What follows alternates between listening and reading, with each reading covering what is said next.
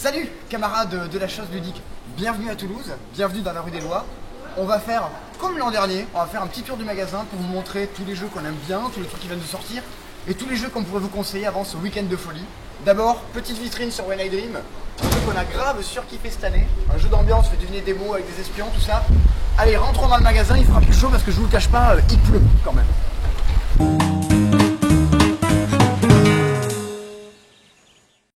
Et ben voilà, on est dans le magasin, on est au passe-temps. Et dès qu'on rentre, qu'est-ce qu'on trouve? Les incontournables. Les jeux qu'il faut avoir, comme ça vous êtes venu chercher un aventurier du rail, un Dixit, un concept, déjà vous avez raison, forcément. Et ben vous l'attrapez super rapidement, ils sont là. Ça c'est des trucs à avoir, à pas louper. Si on fait 2-3 mètres, hop, 2 mètres, vous voyez, on n'est pas allé très loin non plus, on trouve le top des ventes. Ça, c'est les jeux que vous nous achetez le plus, que vous nous demandez le plus. Ils sont juste là. Double, Seven Wonders Duel, King Domino, The Game. Et mélangé à tout ça, les jeux qu'on kiffe, des trucs qui viennent de sortir auxquels on a joué et qu'on aime vraiment beaucoup. On va trouver Queen Domino, qui est la suite de King Domino, où là cette fois-ci on construit aussi un royaume avec des petits dominos, mais on va pouvoir construire des bâtiments à l'intérieur de ce royaume-là, on va gérer des chevaliers, on va gérer un dragon qui détruit les bâtiments. C'est King Domino, petit jeu de construction, mais avec un petit peu de réflexion en plus. Et ça on aime bien réfléchir, on est comme ça nous.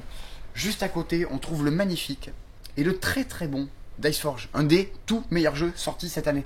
Un jeu dans lequel on va crafter des dés, on va construire des dés en faisant sauter des faces, en achetant des nouvelles, on va monter en puissance, jeter des dés, acheter des cartes avec des pouvoirs. C'est 30 minutes, c'est magnifique.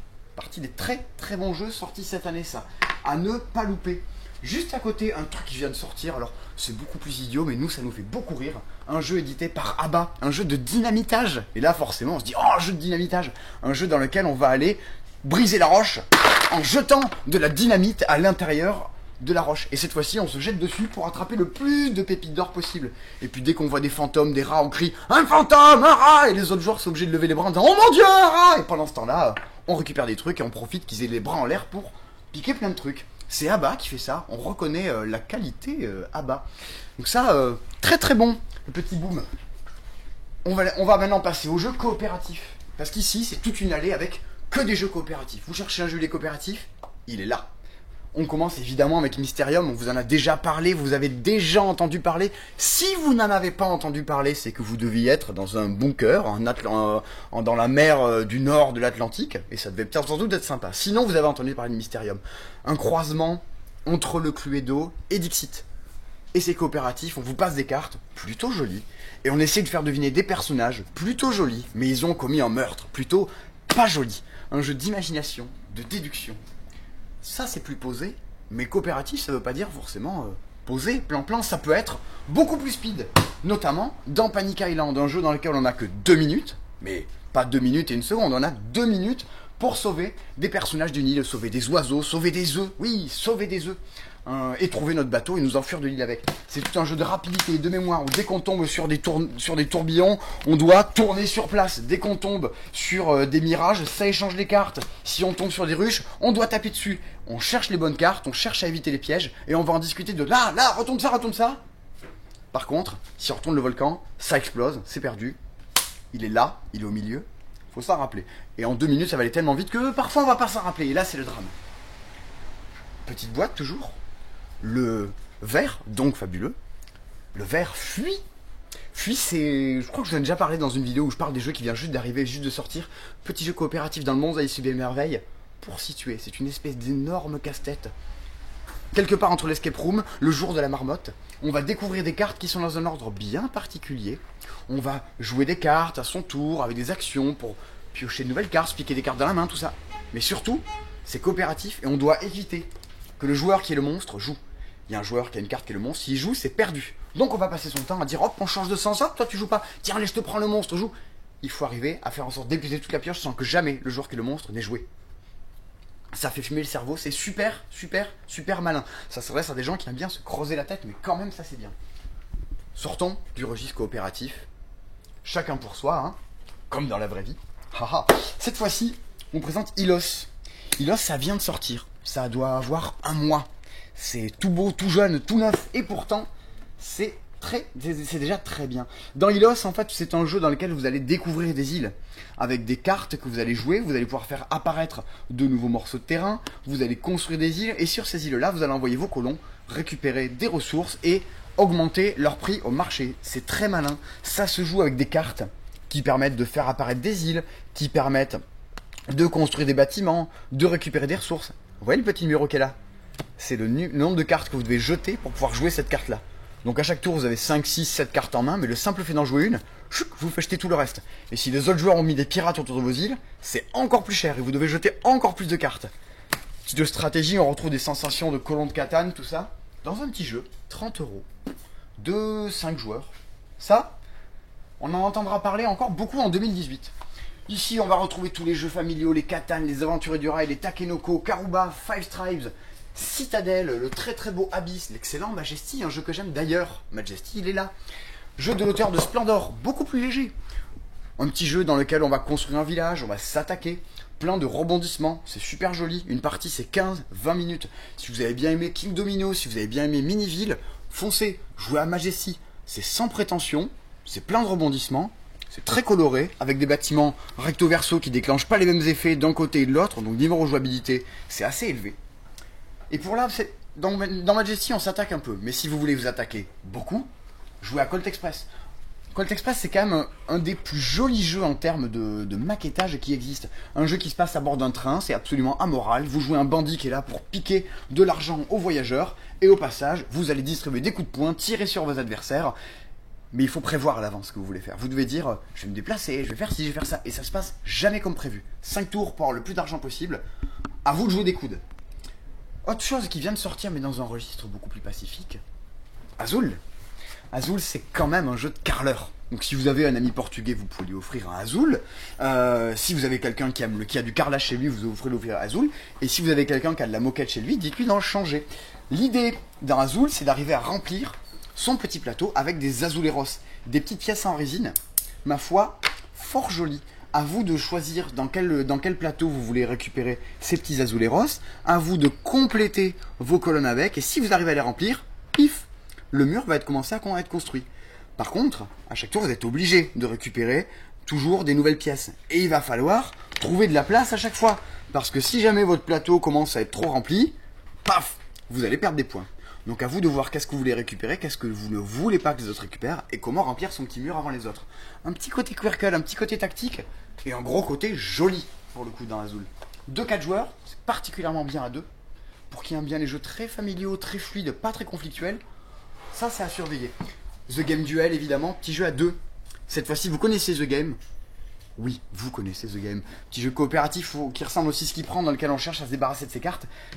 Cette fois-ci, ce n'est plus coopératif The Game Duel. À vous de vous débarrasser de toutes vos cartes avant votre adversaire. Par contre, si vous voulez avoir le droit de repiocher plein de cartes et donc pouvoir faire plus de choses, vous êtes obligé d'aider votre adversaire. Et vous n'avez pas envie de l'aider, mais il va falloir. C'est le dilemme. Seven Wonders Duel, on présente plus dans les jeux de stratégie qui jouent à 2. C'est la référence absolue. C'est d'une tension, on est dans le jeu du début à la fin. On n'a pas le temps de s'ennuyer, c'est joli, c'est malin. Grosse référence dans le monde du jeu. Trick-track d'or, voilà, à avoir, Seven Wonders Duel. On se retrouve maintenant à voir les jeux que nous on a mis bien en avant, parce que là vraiment on est dans quelque chose d'assez incontournable. Clank. Clank, c'est un jeu dans lequel vous jouez un aventurier dans un donjon qui cherche à récupérer des artefacts les plus gros possibles, mais surtout qui cherche à rester en vie avec et à sortir du donjon avec ces artefacts-là. Il y a tout le plan avec en chemin les cases par lesquelles vous allez passer, qui vont vous congeler, vous devrez affronter des monstres, vous devrez trouver des clés pour passer, il y a plein de choses à faire. C'est une course à récupérer les plus gros artefacts et à sortir avec. Par contre, dans le donjon, vous allez jouer des cartes qui font du bruit et qui vont faire que le dragon va venir de temps à autre se réveiller et vous envoyer des cubes de dégâts à la figure. Et surtout, dans Clank, à partir du moment où un joueur a pris un trésor et qu'il sort avec, les autres joueurs n'ont plus que 4 tours pour arriver à sortir. Parce que s'ils n'ont pas sorti de terre, ils meurent, on compte pas leur score et ils auront joué pour rien. À vous de regarder vos voisins pour vous dire « Ouh, il commence à partir, vite, faut que je le suive, sinon je vais y rester au fond de ce donjon. »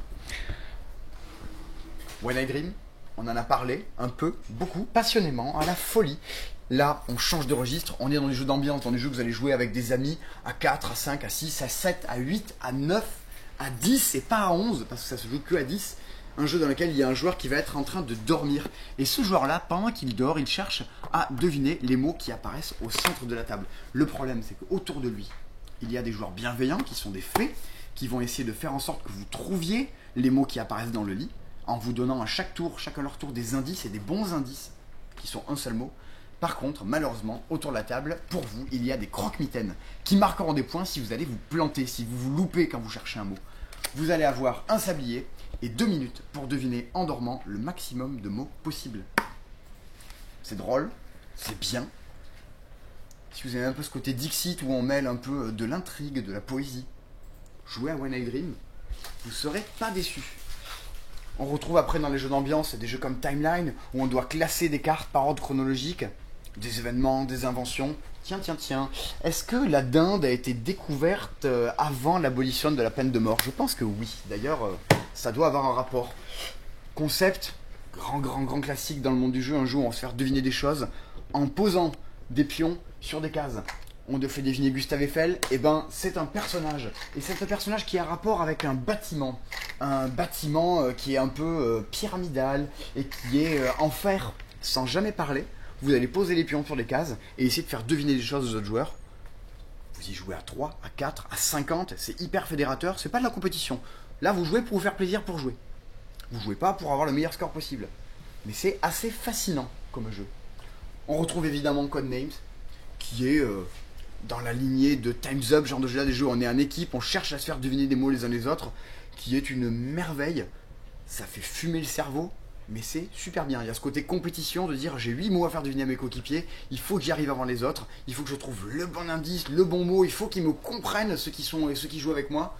C'est super tendu, ça fait des nœuds au cerveau, il y a plusieurs versions, une version avec des images, une version qui se joue uniquement à 2 et qui devient coopérative, ça a pas loupé, et évidemment le jeu toulousain, le jeu qui est bien, un jeu de Romaric Gallonnier, quelqu'un qu'on aime beaucoup ici, un jeu qui s'appelle Profiler, un jeu coopératif, dans lequel vous chercherez à faire deviner un personnage, une personnalité aux autres joueurs, en leur laissant 2 indices, plus ou moins débiles. Est-ce que c'est quelqu'un qui s'est déjà réveillé dans le lit à côté d'un inconnu? Est-ce qu'on se moque de lui? Est-ce que c'est quelqu'un qui a déjà fait pipi dans la piscine? Eh bien, à vous de dire si la reine d'Angleterre fait pipi dans la piscine ou pas. À vous d'évaluer sur plus 5, moins 5, et en disant juste ça, il va falloir que les autres joueurs retrouvent parmi 6 personnages quel est le personnage auquel vous pensez. Des débats. Je vous laisse réfléchir si la reine d'Angleterre fait pipi dans sa piscine. Je pense que oui. Girafomètre aussi dans les jeux d'ambiance. Là, on est un peu dans le truc un peu culturel. Il y a une vidéo sur notre chaîne YouTube dans laquelle on joue un girafomètre avec Baptiste et on n'est pas très doué. Enfin, je suis pas très doué en l'occurrence. 6 cartes en mode Guinness des records. À vous de retrouver la carte qui a le résultat le plus grand, le plus petit. Combien de mots en moyenne connaît un enfant de 7 ans? À quelle vitesse vont les vagues d'un tsunami? Et la plus grande guitare électrique jouable au monde, combien elle pèse exactement? Des débats entre les joueurs, vous pouvez jouer en coop, vous pouvez jouer en équipe. C'est dans le lignée du Trivial Pursuit, genre de choses là, mais c'est légèrement plus dynamique. Pour pas dire énormément plus dynamique. Maintenant on passe aux jeux, dans les rayons des jeux qui vont se jouer tout seuls. Des solitaires, des casse-têtes, des choses avec des pingouins, des pagodes qu'on va essayer de relier entre elles avec des pièces, des escaliers, des étages, des tunnels. C'est super beau, c'est super malin. Antivirus. Un proche cousin de Rush Hour dans lequel on cherche à éjecter un virus de la boîte. Et les fameux petits IQ, des sortes de petits Tetris dans une boîte où on va vous dire mettez ces pièces là, et les autres pièces, trouvez comment les faire rentrer. À plat, en pyramide, avec des murs. Les perplexus. Une sphère, une bille, un labyrinthe. Il faut faire traverser la bille, lui faire traverser l'intégralité du labyrinthe.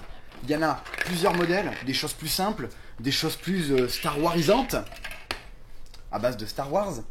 Ça c'est cool aussi.